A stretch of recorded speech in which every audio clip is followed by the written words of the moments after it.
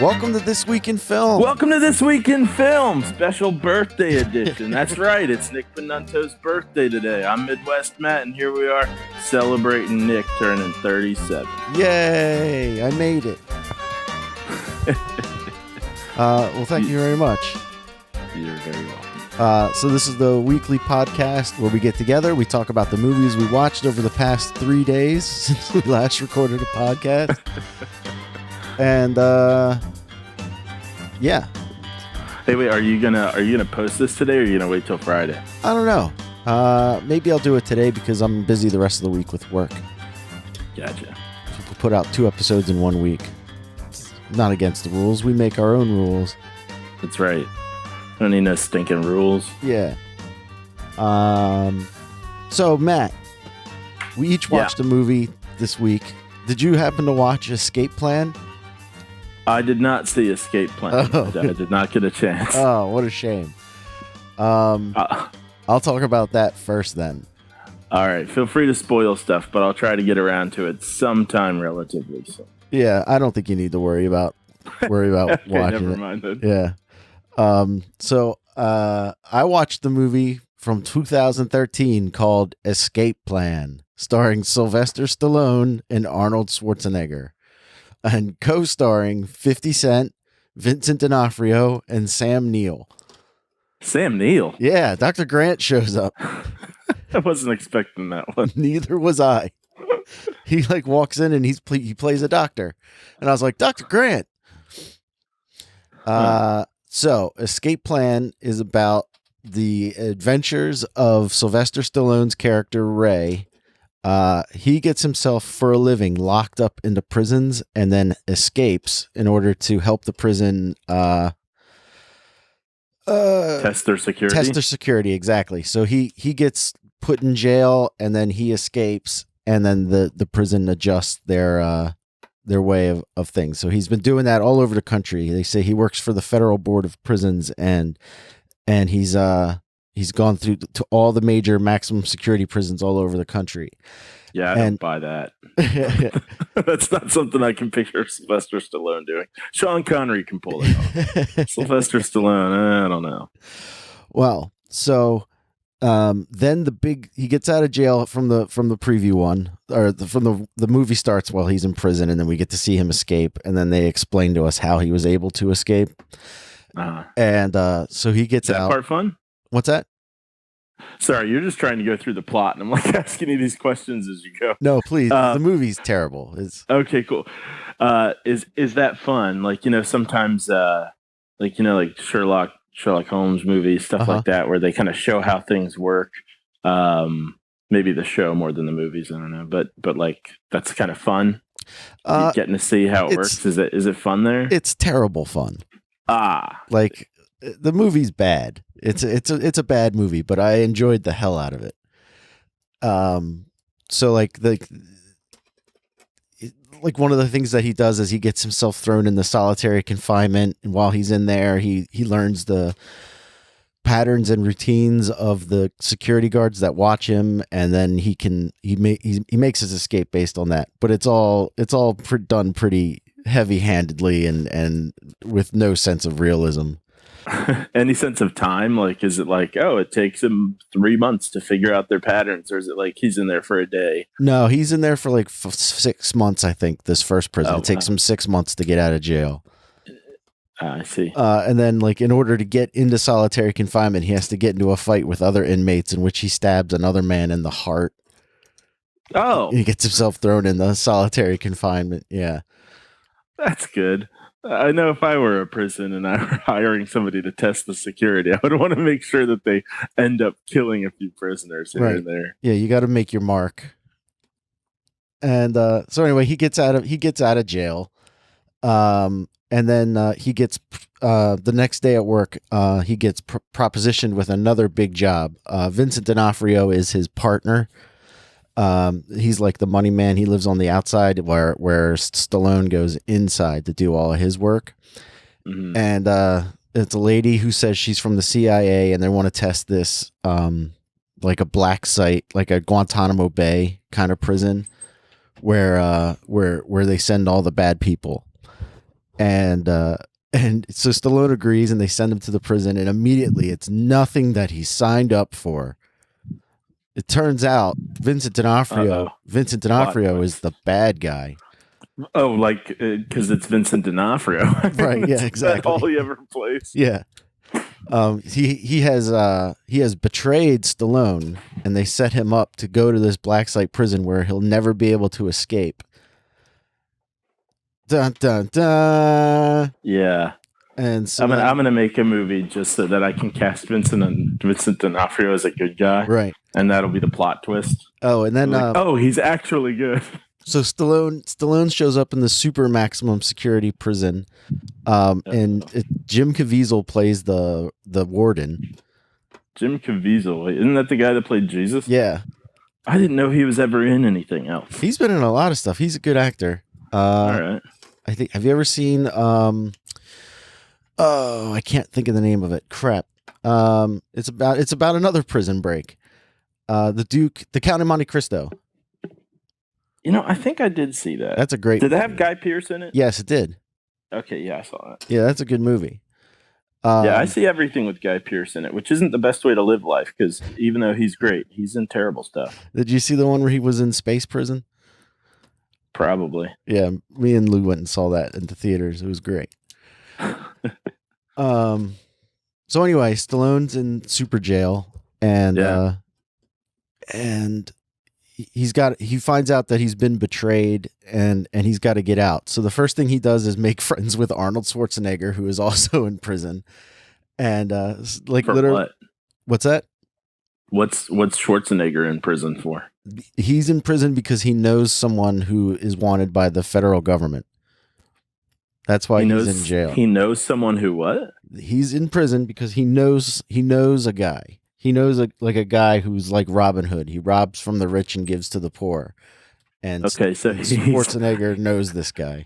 He's not Robin Hood. He knows Robin Hood. Exactly. He's put into the Guantanamo Bay of prisons. Yeah, Guantanamo Bay, where they proceed to torture him to try to get him to reveal the location of this guy Mannheim. I see. It's just a very long interrogation. Yeah, exactly. I see. And so the sounds legit. Within the first 5 minutes of Stallone being in prison, Schwarzenegger makes friends with him for no reason at all. For no reason at all. He just comes over and he goes, "Hello, I'm here to be your friend."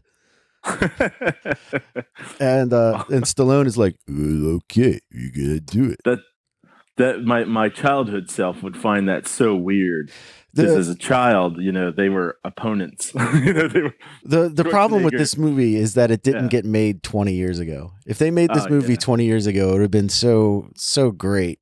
Like the whole time you're watching it, you're just like, "Oh, it's a shame. It's a shame we got to get old." Yeah, you want to see some Predator versus Terminator action. Rocky versus Terminator. Oh yeah, those would both be Schwarzenegger. Good point. Although I wouldn't mind seeing Predator versus Terminator. That'd be a fun movie. I wouldn't mind Rocky in Predator. Yeah, you're just boxing. you ugly. And so Stallone and Schwarzenegger become best friends. Stallone figures out how he's going to get out of prison like almost immediately using science. He's able to escape. Once again, he has to get locked into his the main prison. This is great. The main prison, like where their cells are, it looks just like Magneto's prison from the second X-Men movie, where it's like all plastic and see-through. Oh, okay. And that's all I could think of when I was watching. Is it just looks like, oh, this is where they locked up Magneto. Right. So he has which by the way, that wouldn't even work. Because I mean, like, yeah, it's a big room that's like glass or like you said, like plastic or maybe fiberglass or something. But there's metal on the outside of it. Yeah. Like there's not some sort of like, it's not like Magneto has like a 80-foot radius on his power. Anyway. Right. Well, sorry for the tangent. The question I have about that is it has to do with like an MRI machine. Like, if you wear metal when you get an MRI, it'll like rip off and attach to the machine. Oh, I didn't know what the actual problem with metal and MRIs was. But if you're outside of the MRI room, your necklace won't tear off of you or something. So like, is that how? Maybe there is a distance where magnetic power is limited. Where, like, if you're just outside the room of an MRI machine, they have like waiting room chairs, but they don't. But you can't bring those chairs inside the room because they'll be destroyed. They'll get ripped into the machine. Yeah. So there must be some sort of special thing on the outside of listeners. If you know how MRI machine rooms work, please let us know because wait. Listeners, if you know how Magneto works, let us know. Does Magneto have a range? Is it like Superman and there's like a layer of lead so he can't see through it? Right, yeah. Maybe plastic just cancels out all his powers. Right. Who knew? Yeah. So anyway, so Stallone has to get away from the Magneto prison and get put into isolation, the solitary confinement. And while he's in there, he figures out how to get out of the box, and he climbs and he gets away, right? And he finds his way to the surface. He decides that the prison has to be underground based on, the movie has to keep moving forward. And he gets out to the top, and it turns out the super prison is a super giant boat. It's a super giant boat, and he's out in the middle of the ocean. You escape, but then there's water. Right. So he's got to figure out how do I escape the boat? So he goes back into prison, and him and Schwarzenegger work on a plan to escape the boat. And Schwarzenegger's like, well, where do you think we are? And Stallone goes, I don't know. I think off the coast of Morocco because the water's calm and it's warm outside. And they go, man, okay. He just has lots of knowledge. Right. Yeah. Is he wearing glasses in this movie? No, he's not. Well, then I definitely don't buy it. Right. So Stallone says, I think we're off the coast of Morocco. And Schwarzenegger's like, I have a friend in Morocco who owes me a favor. And he goes, okay, well, we got to get in touch with your friend because we've decided that's where we are. And then they use, spoiler alert for this movie if you haven't seen it. Stallone goes up to Sam Neill, who plays the prison doctor, and he's like, hey, you took a... Wait. Does he walk up to him and go, Alan? He goes up to the doctor and he's like, you know what they're doing here is wrong. You took an oath. You took an oath to do no harm. And Sam Neill's like, get him out of here. And the very next scene, they show Sam Neill sitting with a doctor book that has the Hippocratic Oath there, and he's like reading it, and he's like, oh yeah, I did make an oath. That's true. That was a thing. So then he agrees to send an email from Schwarzenegger to his friends in Morocco, and to get the helicopter. So that means that Schwarzenegger and Stallone have to be on the top of the ship by like 4 o'clock in the afternoon or something, because that's when the helicopter is going to show up to save them. Wait, is Schwarzenegger's friend in Morocco the Robin Hood guy? No, it's just some other guy. Oh man, it could have hung together so tightly. Yeah. So they fight their way to the top of the ship. The helicopter comes. They both get on the helicopter, and then when they get to the shore, they escape. That spoiler alert, they escape. When they get to the shore and Stallone and Schwarzenegger are talking, Schwarzenegger reveals that he was Mannheim the whole time. Oh. Yeah. The whole time he was the guy they were looking for. So he couldn't answer their question. He could honestly answer their questions wrong. Right. They'd be like, where do we need to go to find Mannheim? He'd be like, you don't need to go anywhere. That's more of a Stallone impression. Oh man. So Stallone's like, it was me the whole time. And that's better. Thank you. And then glad you got my back. Yeah. And so then they're like, okay, well, I hope I never see you again. And Stallone's like, oh, was I that bad? And then they say, do you need a ride anywhere? Because they're on the beach in Morocco. Like they just jumped off this helicopter on the beach in Morocco in the middle of nowhere. And Stallone goes, nah, I got a ride. And then the next scene is just him in an airplane hangar with his business partner talking about the comeuppance that Vincent D'Onofrio gets, which is he's just locked in a car in a on a boat himself. And locked in a car? Yeah, he's locked inside a car inside a shipping container. That's Vincent D'Onofrio's comeuppance. That does sound like a frustrating situation, but not a very climactic. Yeah, it doesn't make any. It's like they had Vincent D'Onofrio for 3 days, and they were like, "Okay, just put him in the car. We'll just put him in the car." 50 Cent is the one that puts him there. So there's no big like fight at the end. I mean, there's a huge shootout where there are almost more guards on this boat than there are prisoners. And Schwarzenegger and Stallone start shooting the guards. Schwarzenegger gets a big gun and he just starts like blasting guys away left and right. Doesn't sound like a very sophisticated escape plan. No, it's not. It's not. It's ridiculous. Totally worth watching. I recommend watching Escape Plan. And then I found out when I was looking at it that they made an Escape Plan 2. And let me see. Its IMDb score is...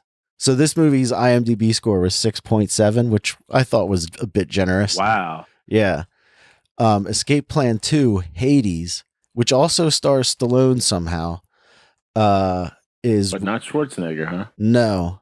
It's got Batista from Guardians of the Galaxy and wrestling. But Escape Plan 2 Hades has an IMDb rating of 3.8. So I feel like I'm going to have to watch that. Maybe they wanted to get Schwarzenegger back, but the writers were like, look, we don't have a believable reason to bring these two guys back together. And we don't want this to get silly. Right. But I do, from what you've described, I've got this image in my head of the two, and you're gonna have to forgive me because I'm about to do impressions of both of them. But like these two guys talking, like Schwarzenegger looking over at Stallone and be like Stallone's like scribbling some stuff down on paper without glasses, so it's not even very convincing. Right. And he's like, "What are you doing?" And Stallone's like, "Oh, there's nothing. It's nothing." He's like, "Well, no, what are you doing?" It's my escape plan. And he's like, "What is your plan?" It's like, "We shoot everybody." There is a moment that is basically the plan. That's basically their plan is to just start a riot and get out of the prison. There is a like a subplot of Stallone has a daughter. And I guess she drew a picture of a house with like two people standing next to it. And every prison that Stallone's in, he has to like graffiti this image in to wherever he's at. So like he carves the picture into a table the whole time. Did his daughter die? No, not at all. Okay. All right. Yeah, it doesn't make any sense. And he's like drawing on this table like for most of the movie while he's talking to Schwarzenegger, and you think, that's where he's drawing the plan, and it's like, nope, he's just drawing this terrible. He's making a picture that a child would draw of like a house. Is that the house? Yeah. What is that? We are going to escape from the house. Why are you drawing a house? Yeah. There's also a large sequence where Stallone is pretending to be, Schwarzenegger is pretending to be crazy while speaking German, which I had never seen him do before, where he's, I guess, speaking German. He's just like, I don't know how to speak German. That was a good impression. That's exactly what the German people sound like. They all sound like they just stepped on a nail. Yeah. And for like 3 minutes, he's just screaming in German at Jim Caviezel while Stallone is like making his initial escape to figure out that they're on a boat. Was this in theaters?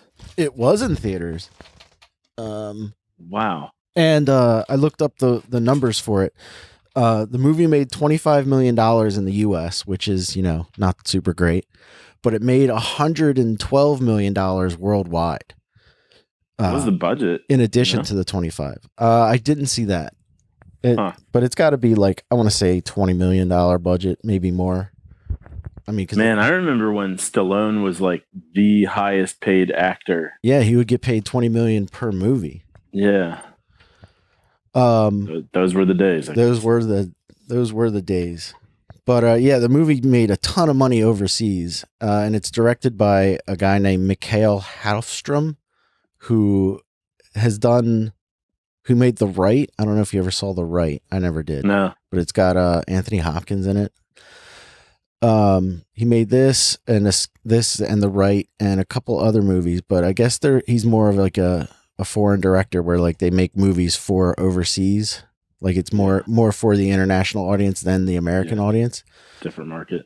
But it's a shame like that Stallone and Schwarzenegger took this long to get together to make a movie because they're both well past their prime. Schwarzenegger looks terrible at one point running across the boat to get to a big gun, where he just looks like an old man trying to run.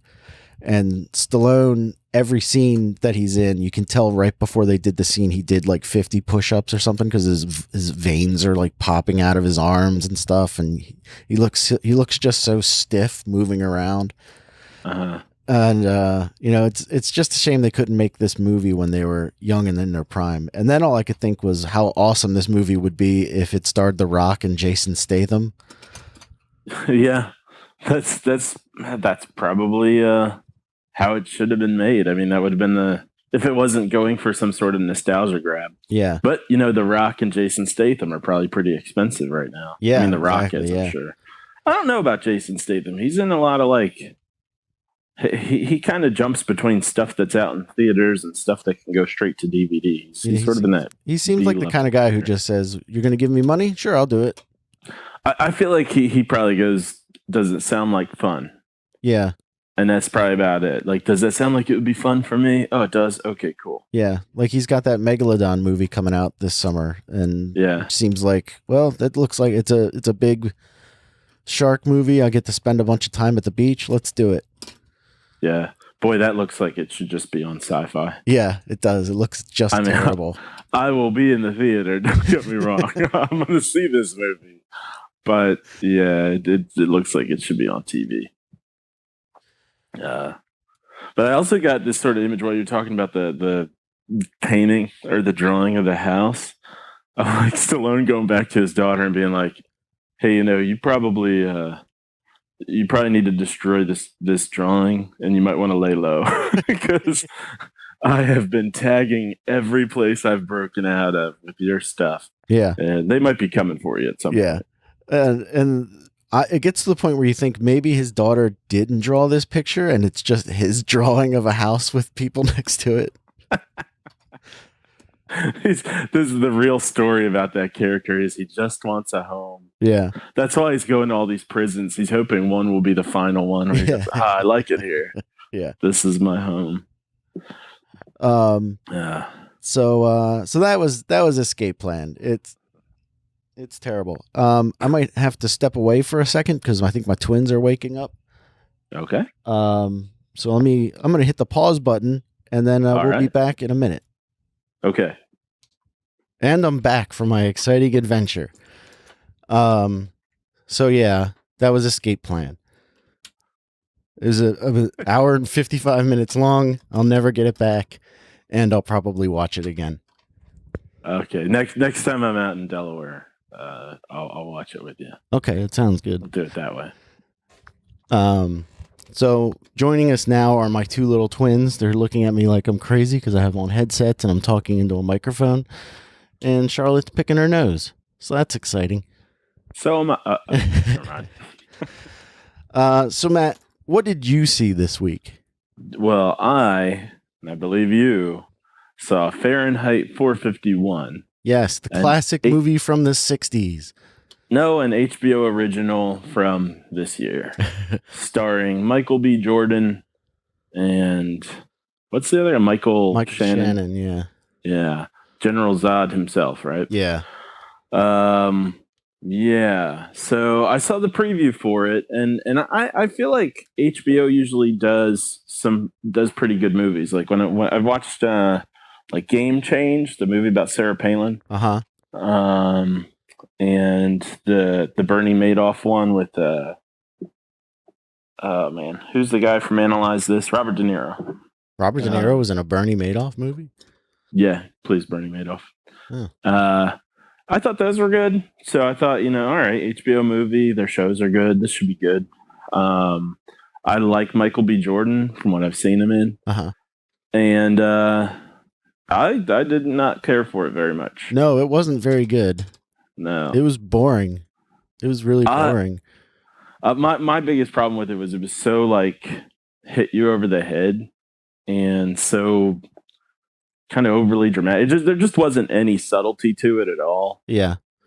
So what's it about? So the idea is, and also spoiler warning for Fahrenheit 451. Right.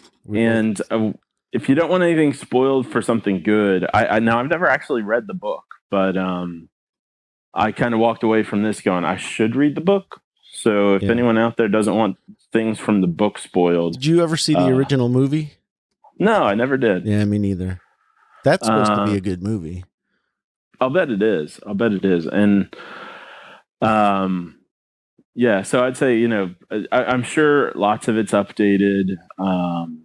And, stuff that would be specifically books is, it's kind of played out through computers to a degree in this movie. So things are probably pretty different from the book, but I would imagine the plot follows a similar system. Yeah. But boy, so the idea is that it's sort of a post-apocalyptic kind of thing. And the apocalypse isn't that the whole world is destroyed. It's more of a, dystopia.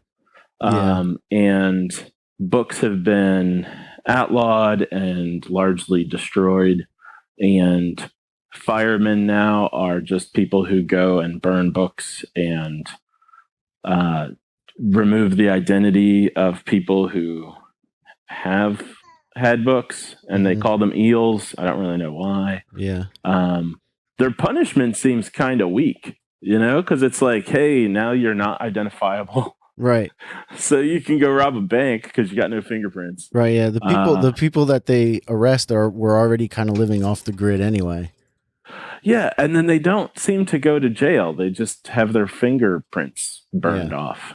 Which I think the point of that is to exile them from society, because everybody else uses their fingerprints and biometric data to get everywhere. Like to ride the subway, you have to scan your fingerprint. Yeah. So I guess it is pretty inconvenient. Yeah.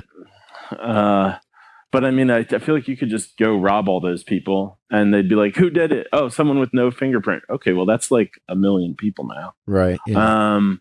So there you go. Well, and at the beginning of the movie, Michael B. Jordan, who is a kind of high ranking, but not the lead, not like the captain, I guess, of the fire brigade. I'm not quite sure what they're called. Anyway, he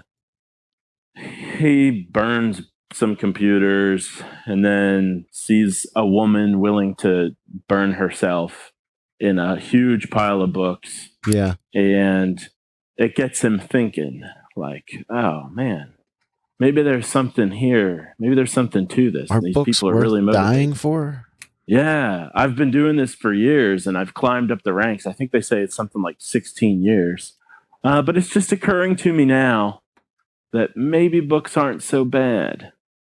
And then he turns into a quote unquote good guy. Yeah. Just like, all right, I'm going to stop. I'm going to start saving. Oh, because there's a girl who likes to read. He finds himself a little bookworm.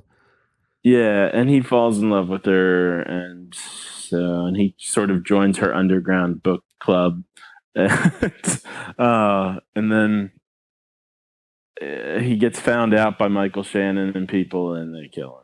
Yeah, and there's some sort of stupid ass thing where all these people in this book club memorize books, but then somehow they also have all the books turned into something that's stuck in the DNA of a bird, and it's really preposterous. And so they got there's this moment where, because this movie just has this is something that if it were going to be done in a better way could be a lot longer actually, and like maybe 2 movies where certain things get developed. a lot more. Yeah. But it's just like, hey, here's Act 3 really quickly. Hey, Michael B. Jordan, pretend you're going to kill this guy. Okay, now you're in. And now we're all getting attacked and it's over. Right. And so he meets this kid who has memorized like a ton of books. And hey, let me interrupt you for a second because the rest of my family just got home and I got to go say hi. Okay. I'll be right. This is another commercial break. All right. And we're back. What an exciting commercial break. Matt, where were we?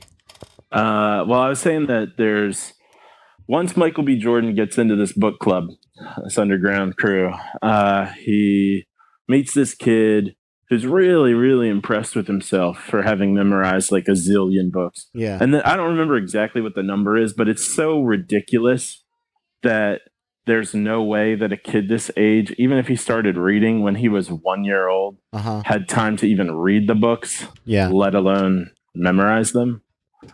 And then they're like, hey, this is also all in this bird. Right. And so I'm kind of like, what's the deal here? They're able to code into the DNA of a bird all of the written works of mankind. Yeah. So it's kind of like you have both of these things together where you're like, it just doesn't feel like they're either that important because it's like, well, you got the kid and you got the bird. Right. And so, of course, at some point later, the kid dies and he lets the bird go. Right. Yeah. He puts a beacon on the bird for some reason. I mean, they may as well just call the bird like Plan B. Right. Like, that's what it is. Oh, you know what? It's great you bring that up because every moment of escape plan, Stallone keeps talking about, you gotta have a plan B. Well, who knew there'd be the crossover that there is? Yeah. Between that and a contemporary movie based on a classic book. Right. But yeah, it just really makes it's like you can feel it the whole time. Like as people die, because like the firemen come and they are beating these people up and killing them and stuff, and you're like, yeah, I don't think it matters because they still got that bird that's probably going to get right. And the bird's flying to like Canada or something, right? Isn't that where they want to go? Is Canada? Yeah, for some reason the bird needs to get to Canada to mate with other birds. But then it just like it flies out the top of the house, and I mean I don't know exactly. They're in Ohio, so I'm not sure how long it takes to get to Canada from Ohio. But it almost makes it seem like here's that bird the next day mating with other birds, and right, like, who cares whether that's in Canada or America? Yeah, so like he attaches a transponder to the bird. Now, what does that mean? Like that? I know. Who has the other half of that? It's not like he punches in like, all right, John from Canada is connected to this bird, like to track it down. The bird just flies away. Well, and it all just feels like a stupid reason. Like they needed to come up with some reason for him to break back into where he used to work and get caught.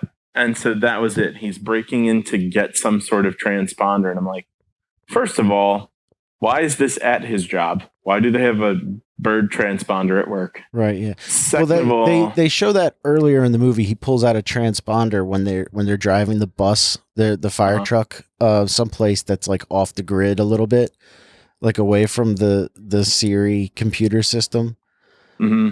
And he has to use a transponder. They say, turn on the transponder. And he just turns the switch on like he does with the bird. Like he just flips it on, which I think is supposed to be so that the drones can find them. But why would the transponder that would lead this bird to where it needs to go be at his workplace? Yeah, I don't know. And maybe they explain it in the movie, but it all seems very contrived. And the transponder is like a large, like it looks like a thumb drive, but he pulls it apart and attaches like a small bit of it to the bird, like as if it were a carrier pigeon. Yeah. Well, and also that whole that whole thing with him going into work seems dumb too, because he's just walking in there like nothing's been going on. Yeah. And then Michael Shannon's like, "Hey, caught you," and it's sort of like, well, duh, because I mean, as it is, he can't walk around outside without people knowing where he is all the time because it's all dystopian security stuff. Right. So why would he be able to go into work so easily? But these are questions the movie doesn't answer well. No, it doesn't. Or it's not even like answering them. If it did, it would just throw in some crappy line that doesn't still make it convincing. It's just not very convincing. Like some of the broader ideas of the movie that I liked were that the book burning started as book bannings because people were offended by books, or at least according to Michael Shannon, like they banned The Adventures of Huck Finn because of its use of the N-word. They're like, your people found that to be offensive, so we had the book banned. Right. And then like Hemingway, with women's groups found Hemingway to be sexist, and so we had those books banned. And somewhere along the way they just start destroying the books, and it's the will of the people that led to the destruction of the written word, rather than the government just taking power and saying that this is bad. It just starts off as that's my family.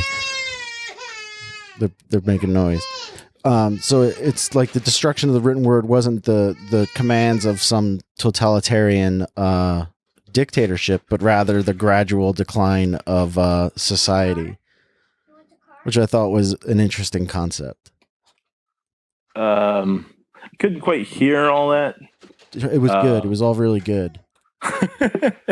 But hold on one second.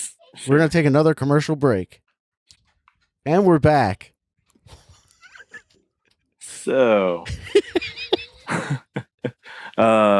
apologies, everyone. All that stuff that Nick said is true. Yeah. I agree. I said some really deep stuff. It was great. Also, getting back to Escape Plan, at one point, Stallone has to, he opens up like a security camera, and he's like, smile for the camera, everybody. And Schwarzenegger and the other guy that they're escaping with all wave to the camera, and Schwarzenegger flips a switch on the inside of the camera, which turns all of the cameras in the facility off. Oh. That's handy. Yeah. I was like, why would this have this feature in any world? Anyway, back to 451. So I don't know. I mean, like like I said, I think overall this movie, it's kind of, I feel like it's just kind of flashy. Like it doesn't unfortunately it's a movie that's got a great story to work with, that does it in a way that's all just kind of banking on, hey, we've got Michael B. Jordan in this. Yeah. And we've got HBO money behind it. And that's about it. Well, I think the movie thinks it's more clever than it is. Because it uses a lot of... Okay, and we're back yet again. Sorry, everybody. Kids. Am I right? I don't know. I forget what we were saying. Well, we were both kind of saying it's. You were saying it seems like it thinks it's more clever than it. Actually is. Yeah. The movie thinks it's clever than it is. Like, for instance, all throughout the movie, it seems like everything's being live streamed. Like the news is being live streamed across the internet, which is, I guess, what they call the 9. I couldn't figure out what the 9 was, and I just assumed it was the internet. And it looks like the current way the internet does. Like if you've ever seen a Facebook Live or a Periscope video where people like thumbs up or hit hearts when they like what they're seeing. And like that's what the news broadcasts are. It's just things like that where the video is overlaid with people's reactions, but the reactions are emoticons and things like that. So the people that are watching the book burnings and the firemen doing their jobs are just people at home on their phones or devices watching the news with this detached look down upon the people who wanted to read. Mm-hmm. Yeah, and it's I don't know. I think some of the things that are in there like that, they could work well if the movie just had a little like restraint and subtlety and didn't jump at every idea that the writers thought was kind of clever. Yeah. You know, and it just seems like that. It seems like one of those things where they're like, oh, what if this happened? And then they threw it in there and they're like, oh, what if this was there? It was a little heavy-handed at parts too. Like, for instance, at one point, Michael Shannon is talking to the TV reporter who covers all the news. It's like the same reporter for every news event. And it's he's talking to her, and he just mentions casually, like, well, if it doesn't burn at 451 degrees, which is the burning point of paper, he says blah blah blah, burning at 451 degrees, which is like heavy-handed. Like I knew that because I thought that was a clever thing to know about the book, but like I don't think in the book it's they come out and say that. I don't know. I didn't know that either. Actually, my girlfriend was like, it's 451 because of that. And then later Michael Shannon said it, and I was like, oh, I didn't know that. Yeah. And also their fire department number is 451, which was also, I saw that. Like they work for the 451. Yeah, so I guess like any selling points for this. Actually, because since I did think that one of the reasons I was looking forward to it was Michael B. Shannon. No, that's not right. Michael B. Jordan. I'll say a thing or two about him. I thought there were certain scenes where he was really good in. Mm-hmm. Like he's really good at looking disappointed. Yeah, or that's like his natural face, though. Forlorn. Is it? Okay. But there were a lot of scenes where I'm like, man, he just looks like he's like not really feeling like doing the work today. Yeah, I kind of felt that way about Michael B. Jordan. That's what I meant to be talking about. Oh, I thought you were talking about Michael Shannon. No, Michael Shannon just looks angry all the time. Oh, okay. So I meant to be saying that about Michael B. Jordan. I thought he'd be great. Half the time he was, and half the time it just seemed a little phoned in. Yeah, I would agree 100%. Also, I don't think I like Michael Shannon. I've seen him in a bunch of things now, and like every time I see him, I'm like, I don't like the way you talk. I don't like your face. I just don't care for him. I liked him as Michael Shannon. Yeah, I liked him as Zod, but I think that's just because he was yelling all the time, and I think he's good at yelling. Yeah, I think that's what he can do. And so, yeah, there was a lot of this movie where it just seemed kind of like over the top, and some of it was in their performances. I think it was in the writing too. Mm-hmm. You know, in terms of like their dialogue, that was just bad writing too a bit. But they didn't do it any favors by acting it the way they did. Yeah.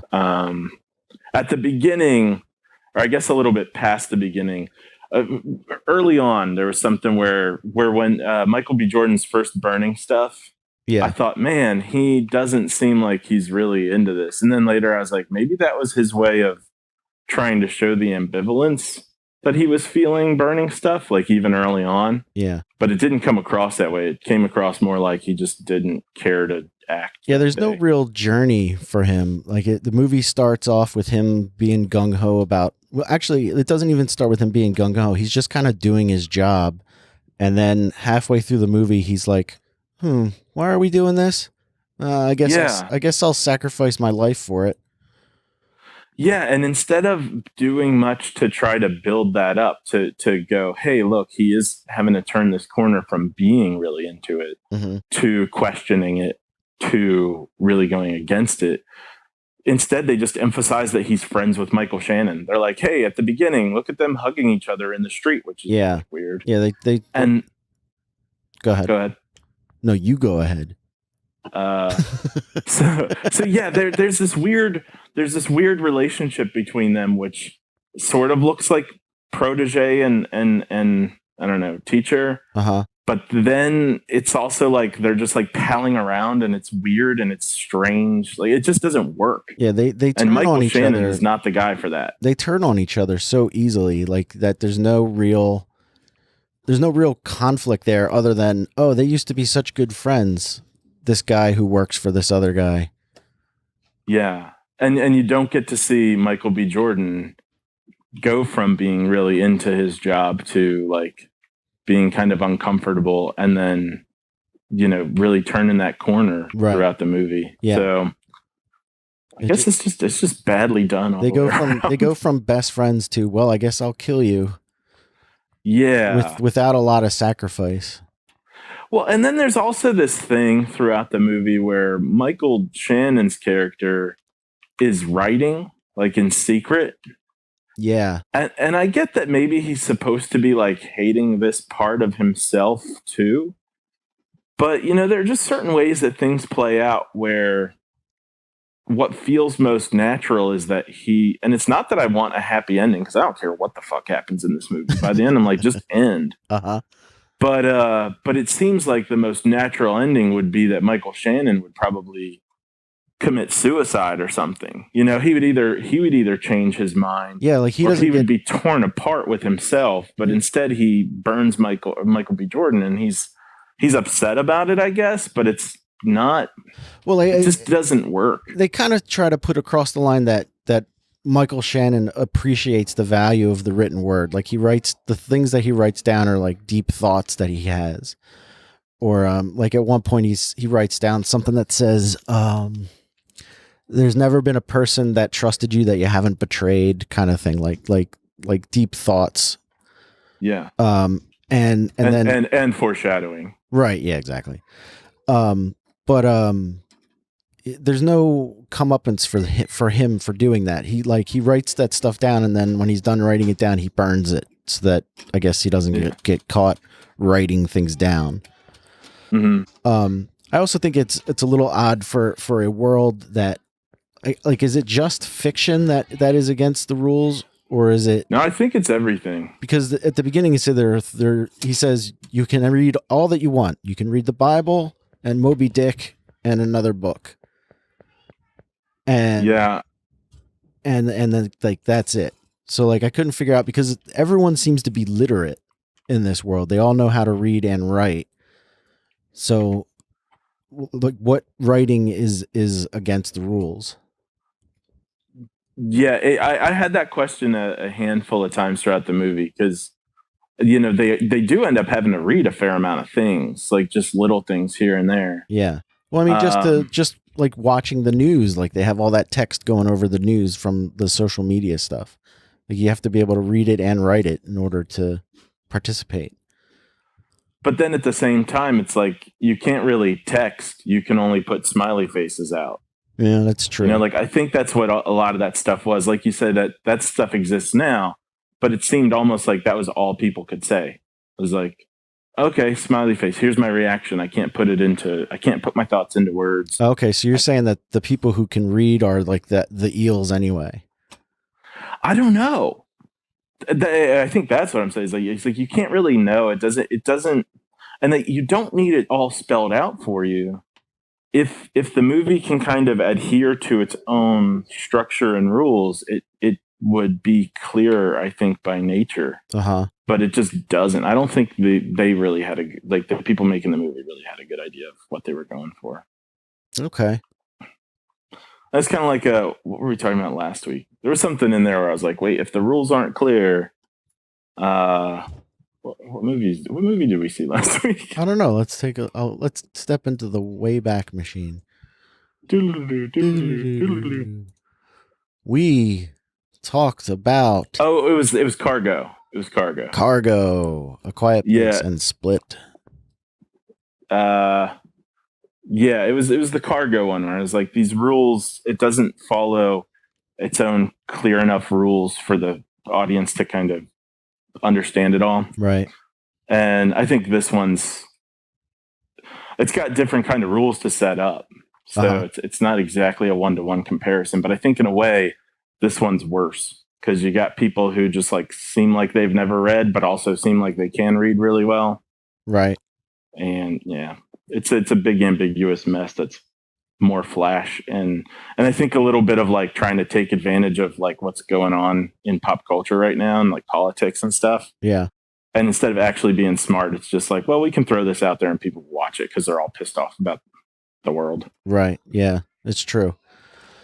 All right. Well, that was Fahrenheit 451. Not a very good movie. Yeah, we don't recommend it. No. In case that's not clear. Escape Plan, definitely check out. and it's ridiculous. Fahrenheit 451, guess what its IMDb rating is? If Escape Plan was 6.7, what do you think Fahrenheit is? 8.6. 4.9. Oh. Well, people didn't enjoy it. No, they didn't. I didn't enjoy it. Maybe a lot of people like you were like, hey, I watched this Escape Plan and I had a good time. And then they watched Fahrenheit 451. They're like, hey, I fell asleep. Yeah. All right, Matt. Well, I guess that's going to wrap things up for us this week. You have an exciting week coming ahead. You're going to a comic book convention? I'm going to something called Gen Con, which is like a gaming convention in Indiana. That's exciting. I hope so. I've never been there before, but I think it'll be a lot of fun. There should be a lot of cool artwork like there is at Comic-Con. All right, cool. We'll have to hear all about it in the next episode. And I want to say happy birthday to you because you're having a birthday in a couple of days too. Well, thank you, sir. Another happy birthday back at you. I hope the day continues to go swimmingly. Thank you. And anything to plug, Matt? Not this time around, no. All right. I don't have... Oh, wait. Check out Matt Vitri's podcast, Movies in the AM. It's on, I guess, anywhere you can get a podcast. And if that's the end of the reel, we'll see you next week in film. See you later.